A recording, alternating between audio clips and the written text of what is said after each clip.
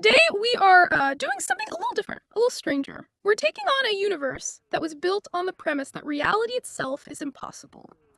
We are going headfirst into the inner cosmos of five Starcle men, FSM. And this is a really unique challenge for us. Because we're not just looking at the music, which is abrasive to say the least, and there's a lot of it. We're actually analyzing a whole belief system, a very, very damaged one. So we have to approach their work, the lyrics, the notes, the conflicts, as if we're charting a new field of study, a kind of a pataphysical science. Okay, I think we need to pin that term down for everyone right away. Pataphysics. You're talking about Alfred Jarry, right?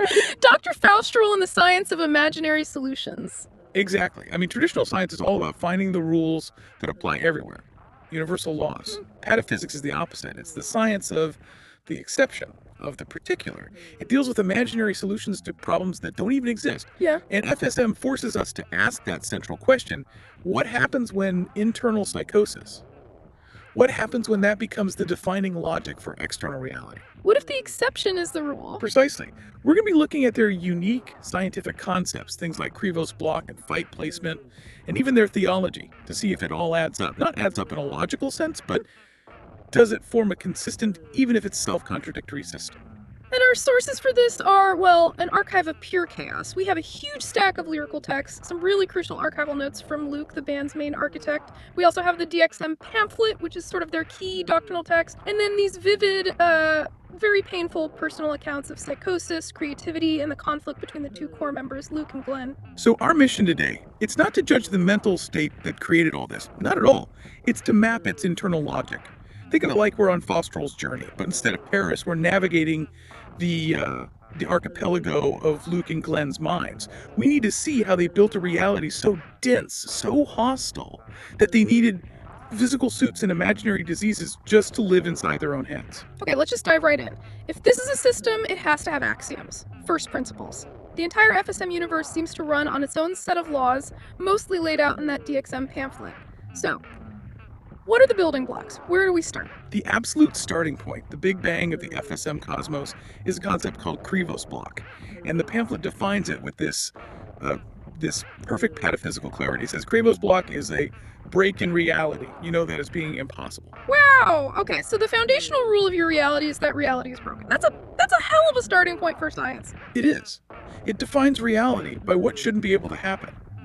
And the examples they use are really telling. It's not just one kind of break. It covers everything from huge external events like people being murdered to something purely subjective and internal. The pamphlet also says, or just a change in the information that I have received in my lifetime. So, a news story you don't agree with could literally be a Krivos block. It could break your reality. Yes.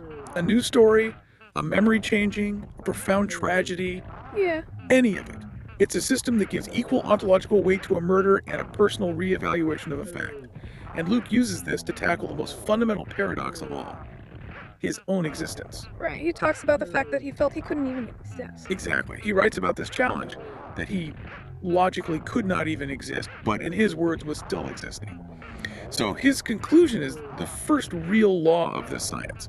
Whatever impossible force formed him could still be true for my reality.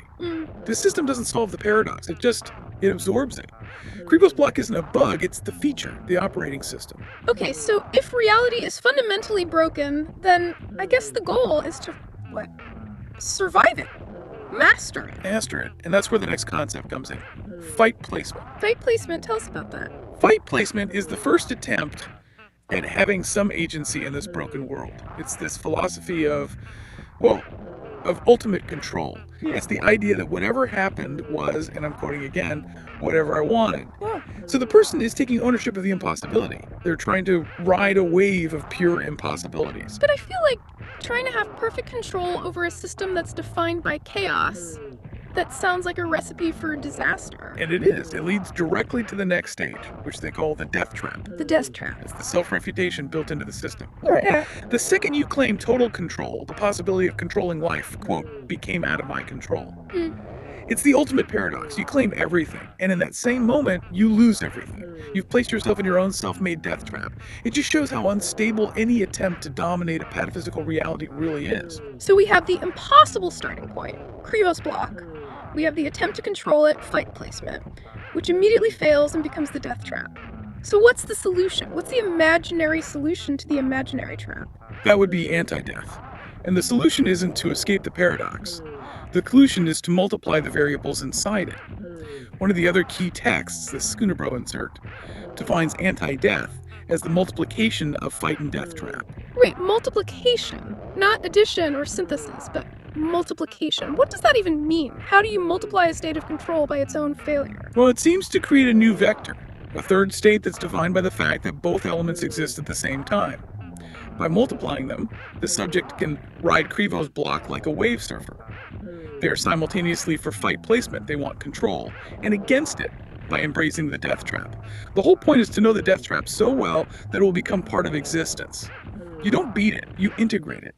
Anti-death is the only stable state you can achieve, and it's achieved by accepting your own self-destruction.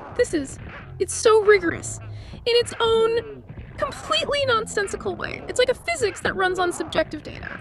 And this logic, it flows right into their theology, which you can see in the Lost Big Book. Right. The excerpts we have from that book, they describe this chaotic, drug-fueled narrative where the main character basically lives out the anti-death principle.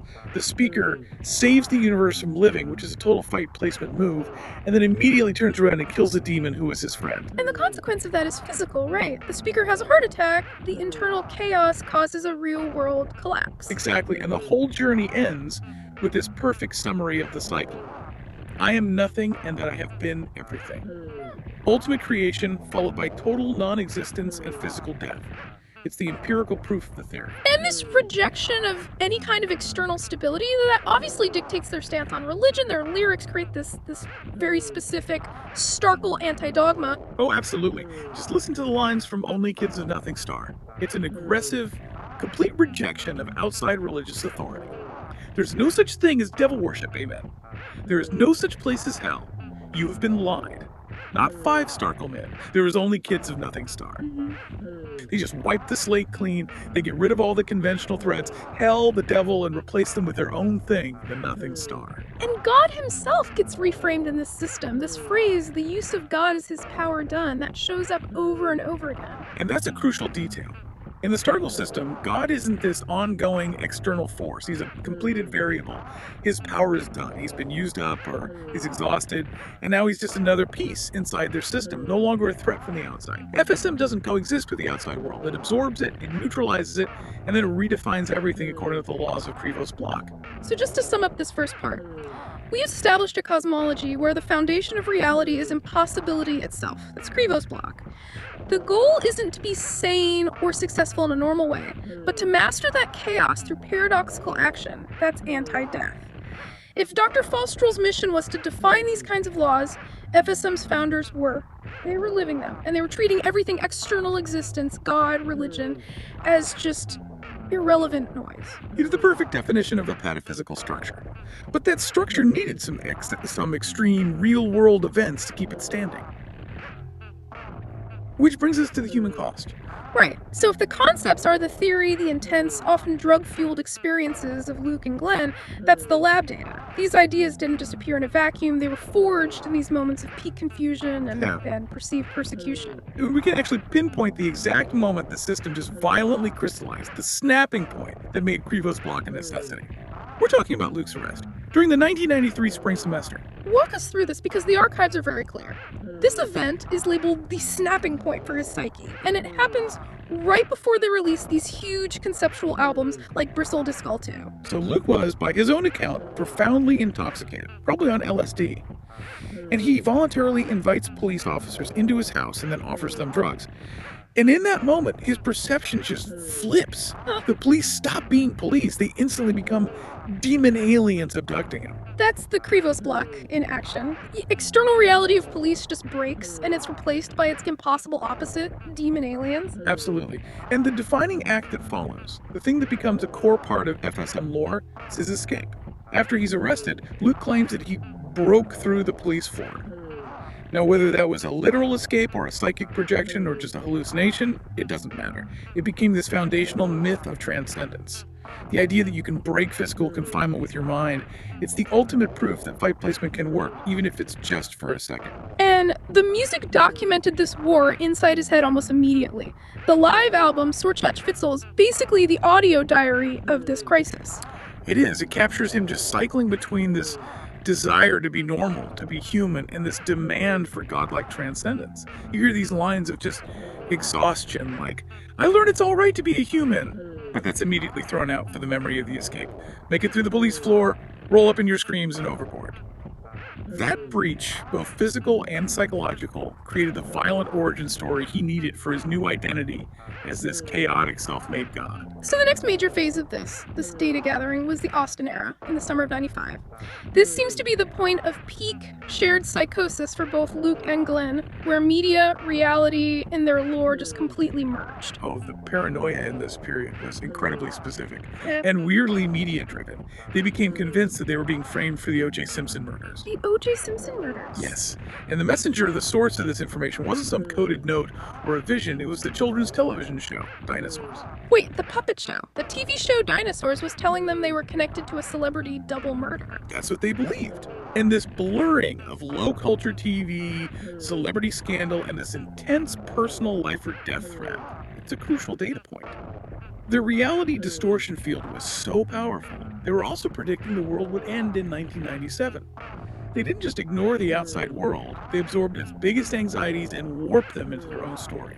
And this period also gave us the perfect real-world example of Krivos block, the financial Krivos block. Exactly. Several $1,000s were accidentally transferred into their bank accounts, which for them was an impossible event. And this accident, this break in their normal reality of being broke, it immediately triggers a fight placement style plan. They had to go to Italy. Huh. Why Italy? Because Glenn had a dream. And in the dream, he was told 5 Starcle men will be big in Italy. The impossible money dictated an impossible plan. And then, of course, the collapse into the death trap. Of course. The bank realized its mistake and then demanded millions of dollars in overdraft fees. A total impossibility. Which, in their paranoid state, translated into a terrifying bounty on their head. So this sudden magical gift of money instantly flips into a life-threatening, multi-million-dollar debt. It's a perfect lab result for the FSM system. Any attempt at control just creates a bigger, self-inflicted trap. Now, if we're going to analyze this as a science, we have to talk about their tendency to pull in these very structured external bits of knowledge. Specifically, this thing called Donovan Pulse in the DXM pamphlet. This is a really remarkable piece of the archive. It shows the power of the Starcle system to just absorb and repurpose anything. So, Donovan Pulse is presented as this intensely detailed, serious medical text. It describes a dangerous, contagious disease that attacks the heart muscle, causes paralysis, peripheral neuritis. The language is completely clinical. It's talking about antitoxin treatments, immunization schedules for infants. Was this a real disease, something they were parodying? All the evidence suggests no. They seem to have completely invented this hyper-specific disease and then just dressed it up in the language of a public health warning. And this is so important. They didn't just ignore medical science. They created a perfect imitation of it, a perfectly structured fake threat. And they gave it the exact same weight as Krivos block and fight placement. So you have this clinically formatted, objective-sounding text sitting right next to these purely subjective, impossible definitions. It highlights their whole method. It does. It confirms that FSM trains all external knowledge, whether it's real or just fake to sound objective, as raw material for their own universe. A medical threat, or a parody of one, is put on the same level as a break in reality. The goal is to mix this genuine sense of structured danger with their own metaphysics to make the internal system feel like it's validated by external rigor. And the person driving all of this, the architect of the whole system, as the archives tell it, is Luke himself. Luke called himself a Starcle fascist. Yeah. And that self-designation is, well, it's very telling. It speaks to the immense, rigid control he felt was necessary to maintain this impossible science. He refused to sanction any art that looked like anyone else's existence. The Starcle system could only exist if he controlled every single variable. And the whole archival project we're studying, the database itself, it seems to be rooted in some really profound personal trauma. That's the dark engine at the core of it all. So the entire structure, Krivos block, fight placement, the death trap, you can see it as a massive psychic defense mechanism. The trauma and the control issues, they necessitated the creation of an alternate reality where he, as the architect, had absolute suffocating control over all the chaos. So if FSM is a pataphysical science, then the physical things they made are essential. They're not just props. They're like illustrations of impossible theorems, tangible footnotes to the DXM pamphlet. The ideas had to be made real to be proven. So we're talking about the Starcle technology, the uniforms. These were actual physical objects. Oh yes, and the creation was very pragmatic. They made the metal Starcle backpack during that Austin era. The money came from Luke's job at a Mongolian restaurant and Glenn's job at a Pizza Hut. And Glenn was seen wearing it. And these weren't just accessories, they had defined functions, right? The table hat is noted as seemingly a Krivos block suit. That's the critical link. The clothes, the artifacts, they become direct representations of your ontological status. If you wear a Krivos block suit, you are physically manifesting the truth that reality is broken. The metal suits were meant to hook onto their backs, symbolizing the weight of this impossible science they were carrying.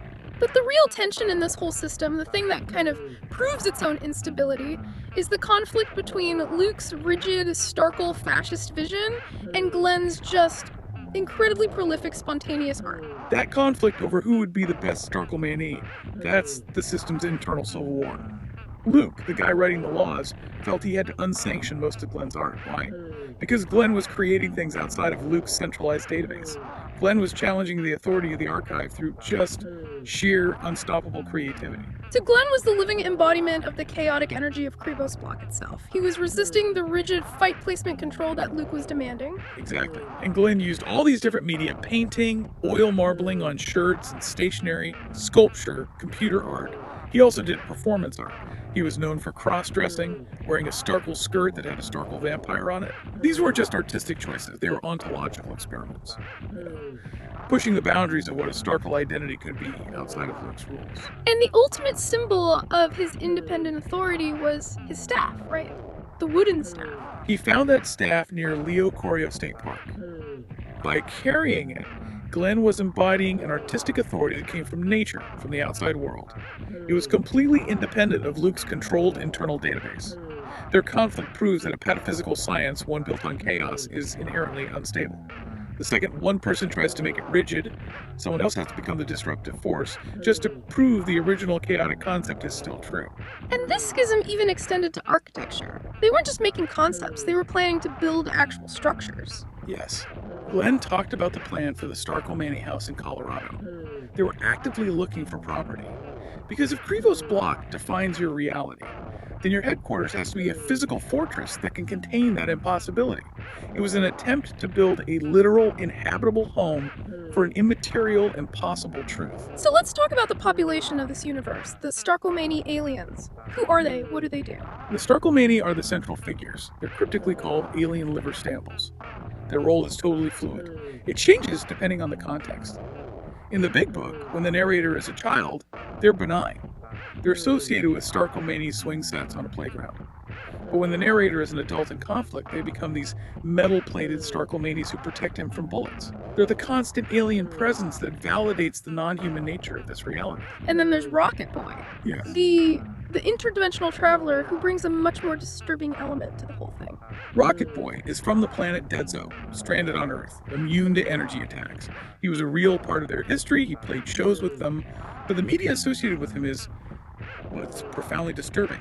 The source material talks about Rocket Boy porn, which is this video of him performing a perverse act with a can of creamed corn while dressed as a mentally disabled person. Okay, we have to acknowledge how dark that is. But from an analytical standpoint, what does, including something that grotesque in the lore, tell us about the system? It tells us that the system has an infinite capacity to absorb things. If the laws of Krivos block govern all reality, then the system has to be able to integrate the most transgressive, uncomfortable content you can find. Nothing can be rejected. The Starcle science demands that every part of existence, even the parts rooted in extreme pathology, have to become data points in the story. The ultimate synthesis of this, though, the perfect merging of personal tragedy and Starcle impossibility, has to be the case of Little Dementia Boy. Little Dementia Boy is. It's the narrative that really forces you to see the direct pataphysical link between internal pathology and external reality. So the story is about a boy with brain cancer. A tumor is affecting his sight. And this physical biological breakdown literally becomes the mechanism for creating reality. The tumor gives him this kaleidoscopic vision. He sees people 5, 10 heads, and 20 arms, which, and this is heartbreaking, he finds pretty funny. His own suffering is producing the impossible reality the system requires. He's physically experiencing the world through Krivos' block. He thinks he's floating when he's walking on the ground. His inner state is dictating his physical perception, and his story is instantly absorbed into the full Starcle lore. He makes a fractal cyanide bomb, he gets trapped inside a dinosaur body near a uranium plant, he has a girlfriend made of special cereal carbons. The personal tragedy is just immediately elevated to this cosmic, impossible drama. He is the ultimate data point for FSM's pataphysical science. Doesn't matter if it's caused by drugs, mental illness, or cancer. Subjective distortion is the real, verifiable mechanism of reality creation. He doesn't just see the rules of Krivos' block. He lives them. So the final, and maybe the most compelling piece of evidence for FSM as a complete system is in their language. The lyrics, the notes, they're not just poetry, they function almost like mathematical proofs, where everything means something and nothing means anything, all at the same time. This is what we could call the litany of contradiction. You see it everywhere, but it's most vivid in Sorjaj-Fitzel. These linguistic gymnastics are absolutely necessary to maintain that impossible balance of anti-death. Okay, let's break down that oscillation. The speaker makes this claim of ultimate creation. I made everything I have, my perfect image, I was the guy and still am the god. That's peak fight placement. But the self-refutation has to be instantaneous. You can't let the system settle into stable divinity. So he immediately follows it with, I just can't understand what I can't understand. It's that I learned I was everything, but then I said I was running with the devil. And then I killed his ass. Yeah. Godhood, ignorance, criminality, and murder. All in about 3 lines. So I have to ask though, where is the line between this being pataphysics and it just being, pathology? How is this different from just standard stream of consciousness from a troubled mind? And that is the crucial distinction. Pathology is when a system fails to cope with reality. Pataphysics is the successful codification of impossibility. FSM needs this internal chaos to prove Krivos' block is real, but they can't let the whole system collapse into meaninglessness. And that's why the language so often ends with this demand for stasis. Stay calm. Everything means something. So the insistence that everything means something isn't just a throwaway line, it's a technical law of their physics. It is the ultimate stabilizing factor. If nothing means anything, the system just dies. It annihilates itself into silence by asserting that everything means something, the contradictions, the trauma, the impossibility. They give the chaos a stable, if infinitely complex, architecture. And that struggle for control against the death trap, that's articulated with reverse language in songs like, "This isn't good enough." That track is just a relentless scream of frustration. The phrase, "this isn't good enough," over and over, and then this demand to bring back the control of Senbo, which is, as you noted, ad Lornos backwards. Control. But we need to ask why the inversion is necessary. It's an operational formula. So why is seeking control through its linguistic opposite so important? Because in a pataphysical reality defined by Krivos' block, normal, forward-moving control fight placement is always doomed to fail. If your reality is running on reverse logic, then the only way to get any stability is to seek control in its inverted form. Control of Samba is the formula for backward control. It's about finding order in the mirror universe of the Starcle system. And the lyrics of a song like Crevice Block Poet seem to confirm that, trying to codify the instability. I stay the same, but change. This is fun, giving life to what already lives. And then that desperate plea, search for your freedom. And freedom in their context isn't political freedom. It's freedom from the constraints of predictable external reality. It's the freedom to live inside Krivos' block without falling into the death trap. And they're constantly grounding this impossible, cosmic stuff in the most mundane, specific details. That's their method of superimposition. They take an absolute cosmic truth and map it directly onto their daily life. You see it with the Pizza Hut family transcending spiritual reality with cotton and blood. The local pizza place becomes this stage for ontological war. Or Luke embedding his own home address, 2833 Springfield P, Lancaster, into these mystical sounding lyrics. Smell of fresh fruit for me, and you'll love the morning breaks my sunshine, 2833 goes. The Starcle universe isn't some other dimension. It's superimposed directly onto his childhood home. So, we come back to the original question. After looking at all of this through the lens of Jarry and Faustroll, is 5 Starcle Men a pataphysical science? I think the answer is an undeniable yes. It meets every single criterion. Pataphysics is the science of the particular, studying the laws that govern exceptions. FSM does nothing but study the ultimate exception, Crevos's block. Impossibility made real. Fight placement and anti-death are the subjective, paradoxical formulas for mastering that impossibility. The chaos, the trauma, the conflict between Luke and Glenn, the hallucinations, all of it is treated as rigorous empirical data for their lived philosophy. It's a complete, closed internal system that refuses to validate any truth outside of its own impossible definitions. And that makes it a perfect, self-referential science of the exception. Hashtag tag outro. It's really astounding when you step back and look at the sheer scale of this project. I mean, it covers music, architecture, its own theology, and this intense personal narrative of two artists just colliding over who gets to define the impossible. The archive is truly a database of everything that can't be understood in a conventional way. The power of FSM, I think, lies in its absolute refusal to adhere to external reality. By just declaring reality is broken and then building this complex, paradoxical set of rules to operate within it, their internal logic becomes the only truth available. It gives you this unique and often terrifying lens into how extreme personal experience, especially psychosis, can literally force your perception of objective reality to bend to subjective necessity. And we know Luke desperately needed this database. It was driven by trauma, by a need for control, and Glenn's beautiful, prolific art was mostly unsanctioned. It was a battle between definition and chaos. You know, it makes you think the whole system was built, like any system of knowledge, out of a desperate need for control. Any constructed reality, even our own conventional systems of physics or theology, they're ultimately driven by the fear of our own death trap, right? The ultimate loss of control and the desire to master that wave of pure impossibilities. So we'll leave you with this. Think about the boundaries you draw in your own life between sanity and chaos, and the internal systems you rely on to manage the inevitable paradoxes. What part of your reality might actually be a highly controlled fight placement?